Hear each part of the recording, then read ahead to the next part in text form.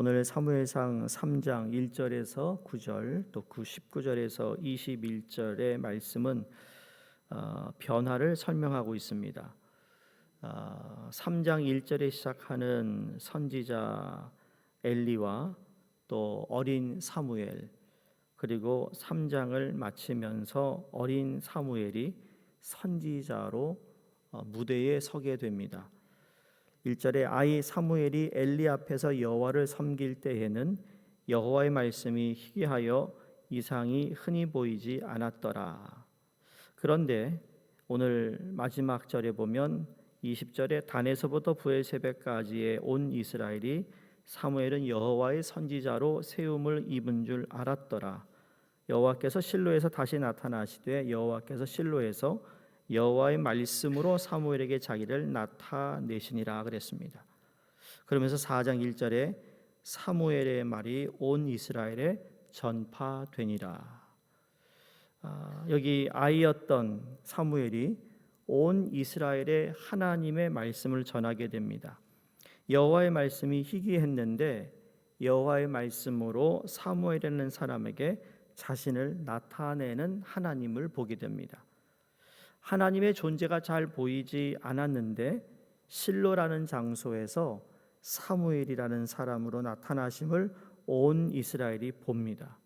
계속 변하죠. 하나님께서는 한 사람을 바꾸셨고 그로 인하여 모든 이스라엘의 전환점이 서게 됩니다.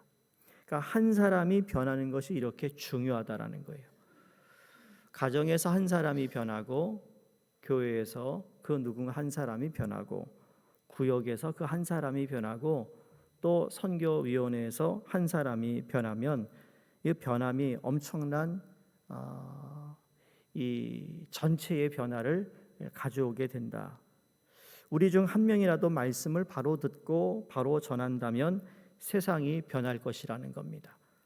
그러므로 말씀을 묵상하며 막중한 책임을 느끼는 것이 필요한데 동시에 말씀이 희귀한 때에 이 말씀이신 예수님이 친히 세상에 오셨다라는 걸 한번 생각해 보세요. 성경에는 이 흑암, 이렇게 하나님께서 아무런 반응을 보이지 않고 말씀을 하지 않은 때가 있고 그 다음에 하나님께서 새로운 소위 플랫폼을 준비하셔서 하나님의 구원의 역사를 이루어 가세요. 지금 엘리가 선지자인데 제사장인데 여러분 바로 전이 사무엘상 전이 뭐죠? 사사기였잖아요.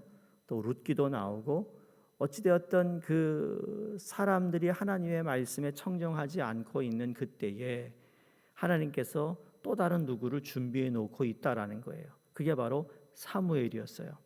마치 이스라엘 백성이 애굽에서 400년 동안 노예 생활을 하는데 하나님을 부르짖지 않다가 나중에 너무 힘들어서 부르짖었더니 그래서 모세를 준비해 놓으셨어요. 또 말라기가 마치고 또 신약 성경이 시작하는 400년이라는 그 사이 속에 하나님이 말씀하지 않으니까 유대인들이 산헤드리라는 공회를 만들어서 자기네들이 이스라엘을 치리하겠다라는 그 종교적인 정치 그룹을 만들어서 이스라엘을 다스려가고 있는 그런 암흑 시기에 하나님께서 누구를 준비하셨죠? 아기 예수를 준비해 놓으셨죠. 이런 걸 쭉 보면 가장 힘들고 어려운 그 때에 하나님은 하나님의 방법대로 하나님의 사람을 준비시키고 있다라는 거예요. 이게 역사에서 늘 반복되어 나오는 거예요. 마치 사사기 때 나왔던 사사기의 활동을 그걸 보면 하나님을 잘 믿다가도 다시 타락하고 하나님부터 멀어지는 이스라엘 백성의 모습이 오늘 우리의 모습이고, 그러나 하나님은 항상 하나님의 사람을 통하여 모든 걸 회복시키고 또 그의 죄를 용서하게 하시고 그리고 하나님과 다시 동행하는 삶을 다시 하나님이 만드시고 회복시키는 것을 우리가 보지 않았습니까? 그거와 똑같이 오늘도 이 인간이라는 이 타성에 젖으면 이게 참 어려운 거예요. 오늘 엘리라는 선지자도 타성에 젖어 있는 모습이 여기저기 흔적이 보이고 있습니다. 자, 그러므로 우리에도 오늘 하나님께서 사무엘을 부르시는데 사무엘이 하나님을 알지 못했어요. 하나님의 부르심을 아직 터득하지 못한 때였다라는 의미입니다. 어린 사무엘에게 하나님이 찾아오세요. 그런데 우리도 사무엘 같은 부분이 있어요. 하나님이 내게 오셨는데도 알지 못한다는 거죠. 누군가의 도움이 없이는 하나님이 오셔도 만날 수가 없습니다. 하지만 그럼에도 하나님이 계속해서 찾아오신다는 거예요. 그러니까 3번이나 사무엘을 부르셨다는 것은 관계를 맺음에 있어서 하나님께서 적극성을 가지고 있다라는 거예요. 남녀가 사랑하면 말이죠. 사랑하는 좋아하는 여자에게 적극성을 보이잖아요. 그렇죠? 어떡하든지 저 여자를 내 여자친구로 만들고 어떡하든지 결혼해가지고 같이 살려고 그 얼마나 적극성이 있냐고요. 그 책 중에 Men from Mars, Women from Venus라는 책이 있어요. 거기에 저자가 이건 제가 결혼하는 남녀에게 꼭 읽으라고 하는 책 중에 하나예요. 제가 결혼 프리메리얼 카운슬링 하면 책을 꼭 읽어라. 남자의 성향과 여자의 성향에 큰 차이점을 보여주는 책이거든요. 그런 얘기를 하죠. 이것도 얘기하다가 오래가면 안 되는데 이 남자는 이 여자를 만나서 저 여자가 결혼하고 싶어 그래가지고 그냥 1시간 운전해서 집에 데려주고 밤늦게 새벽 1-2시에 들어오고 피곤한 줄 모르고 그 다음날도 잘 잤냐고도 전화를 하질 않나, 때에 따라 선물도 하질 않나, 그렇잖아요. 그렇죠? 이렇게 무표정이세요. 그렇다 아니다 모르겠다 그러거든요. 예? 그래가지고 결혼을 했잖아요. 그래가지고 여자는 이 남자면은 내가 행복하게 살 수 있겠다고 했는데 아니 1년이 딱 지나고 난 다음부터 변했다고 얘기해요. 이 사람이 변했어요. 왜 변했을까요? 아니 그전엔 피곤한 줄 모르고 그냥 나를 위해서 이거 하고 저거 하고 다 해주는데 결혼하니까 아무것도 안 하더래요. 근데 그 책에서 그런 얘기하는 거예요. 남자는 지금 이 여인과 결혼하는 것이 골인 거예요. 그래서 이 결혼을 끝내놓으면 다음 골을 또 다른 목표를 세워놓고 달려간다는 거죠. 그게 남자라는 거예요. 대부분 남자가. 그러니까 지금 이제는 내가 결혼했으니까 내가 와이프에게 좋은 것도 사주고 하여간 맛있는 것도 사주고 우리가 행복하게 살아야 되니까 열심히 돈을 벌겠다고 뛴다는 거예요. 내가 저 목표를 향해서. 근데 그 목표를 향해 뛰어가는데 이 아내가 보니까 그전에는 그렇지 않았는데 나를 등한시하는 것 같고 나하고 시간을 안 보내는 것 같고 그러니까 변했다고 하는 거예요. 변했다고. 그런 거 혹시 경험해 보셨어요? 그런 것 같으세요? 너무 오래돼서 모르겠어요. 근데 정말 그래요. 특히 남자는 더 그렇다라는 거예요. 저는 그런 오해 안 받았을까요? 저도 그렇죠. 목회하느라고 정신 없었어요. 집안 돌볼 일이 없었어요. 집사람은 어린애 둘을 집에서 키우고 옆에 아무도 없이 그 버지니아에 있는데 버지니아가 참 힘들었던 시간이었어요. 나중에 제가 깨달았을 때 내가 왜 그랬을까? 나 원래 그런 사람 아닌데 왜 그랬을까? 이게 남자들이 가지고 있는 드라이브라는 거예요. 목회를 잘 해가지고 참 그런 목회를 잘 키워놓으면 이게 모든 것이 다 커버되는 줄 알았는데 그렇지 않았다라는 거죠. 그러니까 하나님께서 우리에게 오셔서 관계를 맺음에 있어서 적극성을 가지는데 여러분 하나님은 지금도 우리를 적극성을 가지고 계세요. 우리를 향한 적극성을 가지고 있기 때문에 여호와는 선하심과 인자하심이 나를 따르는 거예요. 그게 하나님의 모습이고 하나님이 가지고 있는 하나님의 성향인 것이죠. 그러니까 우리를 향해 끊임없이 던지시는 거예요. 경고의 메시지를 전하시고 또 하나님께서 사랑의 메시지를 전하시고 간접적으로 직접적으로 때로는 우리 몸을 쳐서라도 하나님께서 우리에게 가까이 오시는 모습을 보게 된다는 거죠. 우리가 최선을 다해서 하나님의 말씀을 깨닫고 배우며 외치는 사람이 될 수 있겠지만 그럼에도 불구하고 어느 누구도 하나님과의 만남과 사귐에서 주도권을 가지고 있다고 말할 자격은 없습니다. 로마서 5장 8절에 사도 바울이 우리가 아직 죄인 되었을 때에 그리스도께서 우리를 위하여 죽으심으로 하나님께서 우리에 대한 자기의 사랑을 어떻게 했다고요? 확증했다고 말씀합니다. 그러니까 어린 사무엘이 선지자가 되기 위해서 필요한 것은 오직 은혜였습니다. 은혜. 그러니까 내가 예수를 처음 믿어서 그리고 지금 교회 생활을 하고 신앙 생활을 하고 교회에서 내가 주어진 직분을 가지고 교회를 섬길 수 있는 건 오직 은혜 외에는 없는 거예요. 은혜. 그러니까 사무엘은 앞으로 어떤 상황과 자리에 있더라도 은혜 의식으로 겸손을 지키며 감사해야 했던 겁니다.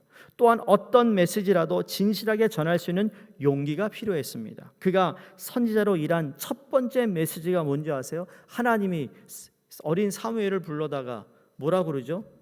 오늘 읽지 않았습니다만 11절, 12절, 13절에 보시면 하나님이 나타나서 말씀하시는데 이건 어린 사무엘이 용기가 필요합니다. 무슨 이야기하죠? 결국 엘리의 집안, 가문에 대한 경고를 하시는 말씀을 하고 있습니다. 어떻게 보면 하나님께서 엘리의 가문을 내가 버렸다라는 이야기입니다. 그래서 18절에 숨김없이 전합니다. 왜? 엘리 선지자가 하나님 너에게 무슨 얘기했는지 다 얘기해라. 하나도 빠짐없이 얘기해라. 그 용기를 가지고 다 얘기합니다. 여러분, 동시에 우리에게는 하나님께서 우리를 부르시고 또 우리를 만나시기고 말씀하기를 원하시는 부분도 있지만, 그래서 사무엘이 어렸을 때 그걸 잘 캐치 못하는 부분도 있지만 우리는 엘리 제사장과 같은 부분도 있다라는 걸 알아야 됩니다. 사무엘과 하나님의 만남에 있어서 엘리는 다리 역할을 했습니다. 그것이 제사장의 본분이었는데, 하지만 이것마저도 3번의 기회가 주어지지 않았다면 실패했을 것입니다. 여러분, 사무엘상 2장에는 이 엘리의 아들들이 죄를 짓고 있었음을 기록합니다.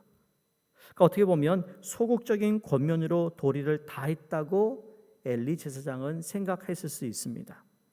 아이가 나쁘진 않으니까 하지 마라, 그러면 안 되지. 가끔 이 자녀들이 이제 교회로 왔다 갔다 하잖아요. 그러면 어떻게 하나 이렇게 봅니다.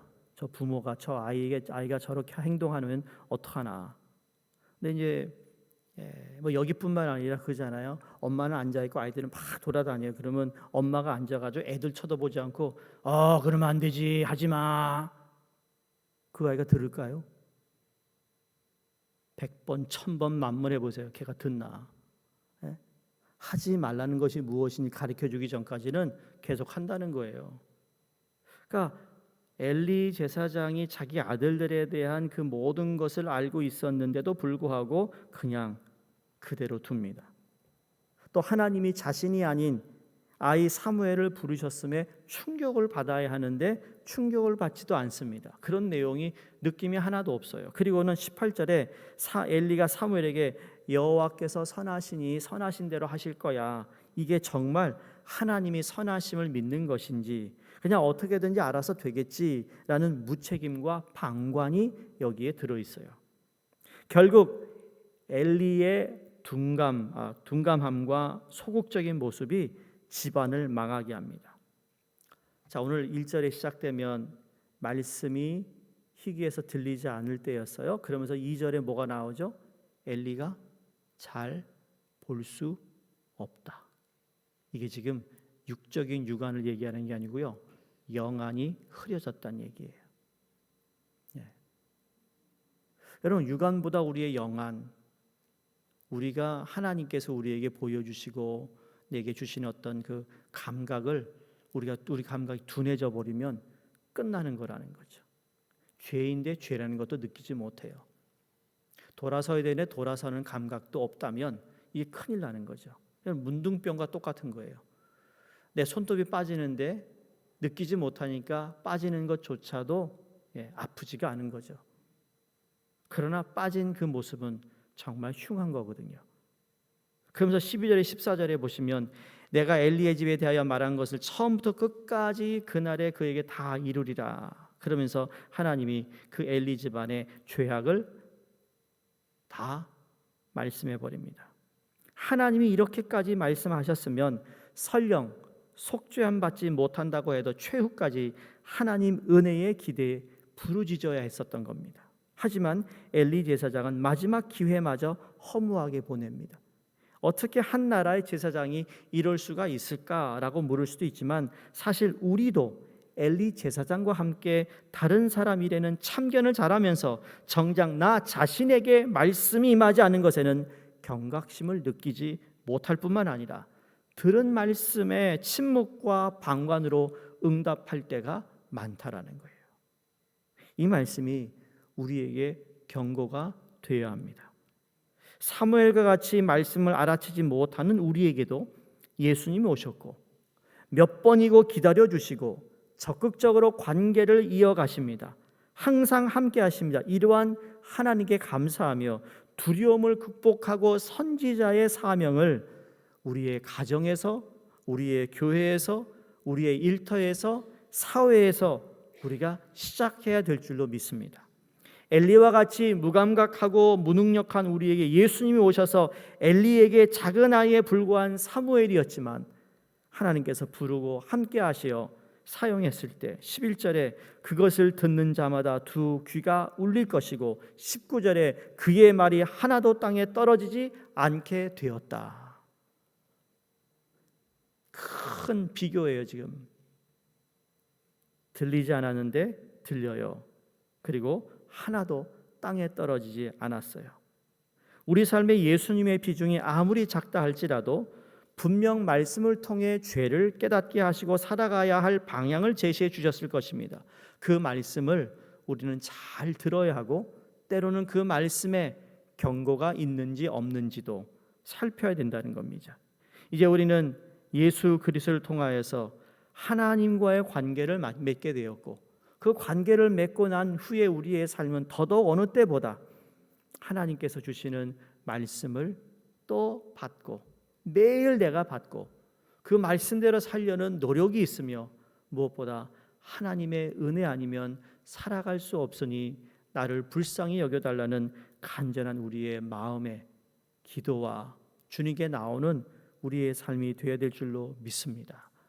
어린 사무엘이 하나님을 경험하지 못했지만 경험한 이후에 끝까지 그 사명을 잘 감당해야 했듯이 우리도 끝까지 우리 생명 다하는 날까지 내게 주어진 사명을 잘 감당할 수 있기를 주의 이름으로 축원드립니다.